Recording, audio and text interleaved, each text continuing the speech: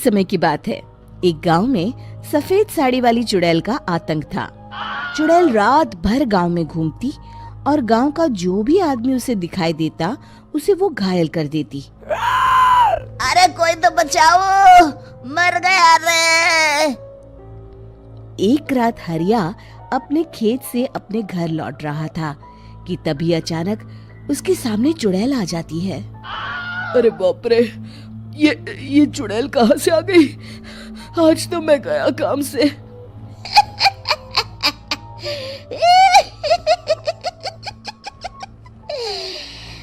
आज मुझे मेरा शिकार मिल गया।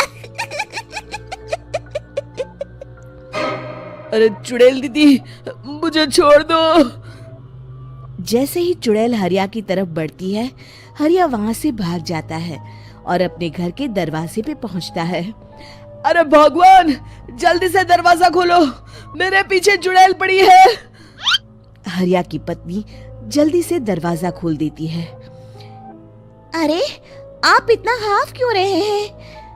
अरे मेरे पीछे चुड़ैल पड़ी है, आज तो मैं बाल बाल बच गया। जल्दी से सभी दरवाजे और सभी खिड़कियों को बंद करके बत्ती बुझा दो। तभी चुड़ैल हरिया के घर के पास पहुंच जाती है। अरे वो आदमी कहाँ गायब हो गया? मैं भी देखती हूँ आखिर कब तक बचेगा। मैं अपने शिकार को इतनी आसानी से नहीं छोड़ती।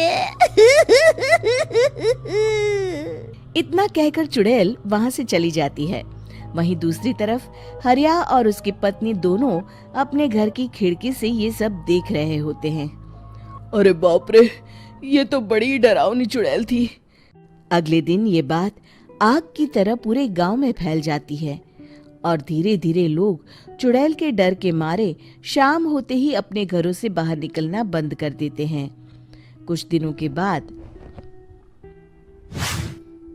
भाई, मैंने तो इस चुड़ैल के डर के मारे रात को अपने खेतों को पानी देना बंद कर दिया है। कहीं मेरी फसल सूख गई तो मैं तो कहीं का नहीं रहूंगा। साहूकार का कर्जा कैसे चुकाऊंगा? अरे भाई, पूरे गांव वालों का यही हाल है। पता नहीं ये चुड़ैल हमारे गांव में कहां से आ गई।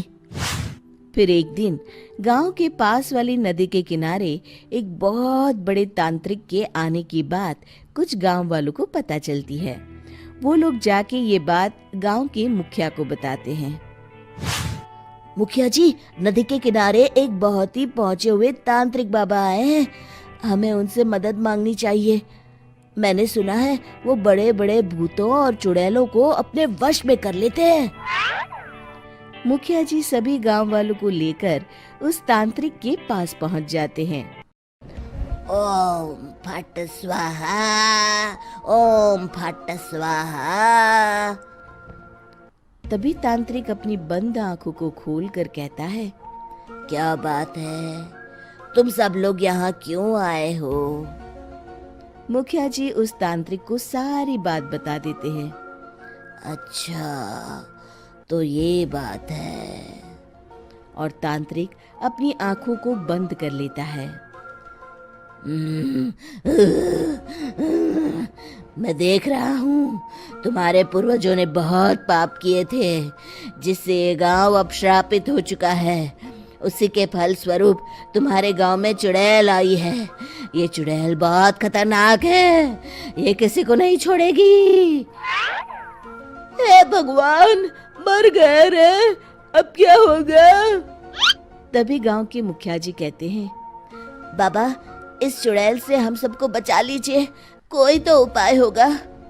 इसका सिर्फ एक ही उपाय है। सभी गांव वालों को बारी बारी हर दिन अपनी आधी फसल उस पहाड़ी के ऊपर बनी काली गुफा में छोड़ के आनी होगी। तभी उस चुड़ैल की भूख मिटेगी और श्राप का प्रभाव खत्म हो जाएगा और तुम सब जिंदा बच जाओगे।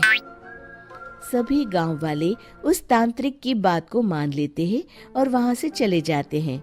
फिर अगले दिन से रोज उस गांव के लोग बारी बारी से अपनी आधी फसल उस काली गुफा के पास जाकर रखाते।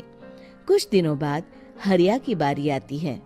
बाप रे, आज तो मेरी बारी है उस काली गुफा में जाने की। क्या करूं, वो तो बड़ी खतरनाक चुड़ैल है। मेरे तो हाथ पैर कांप रहे हैं।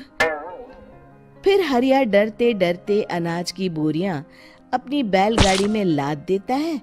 तभी हरिया की पत्नी उससे कहती है, देखो जी, संभल के जाना और किसी भी हालत में शाम होने से पहले वापस आ जाना।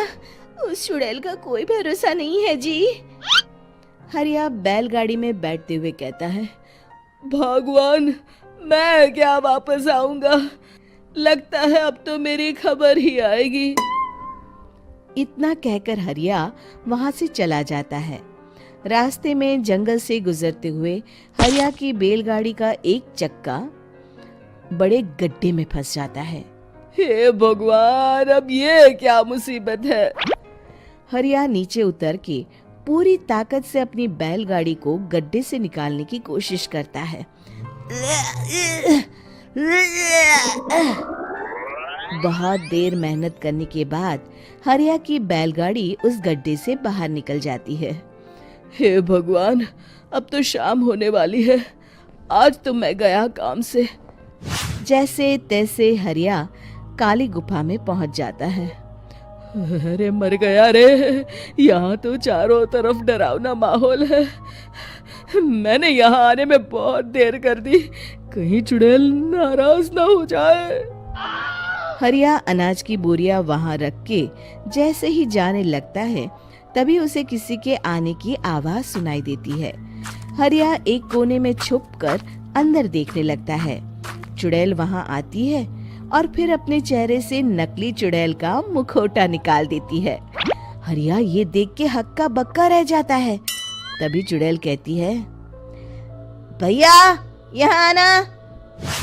आज तो बहुत अनाज आया है, इसे मिलाकर अब हमारे पास ढेर सारा अनाज जमा हो गया है। कल ही हम इसे शहर में बेच आएंगे और माला माल हो जाएंगे।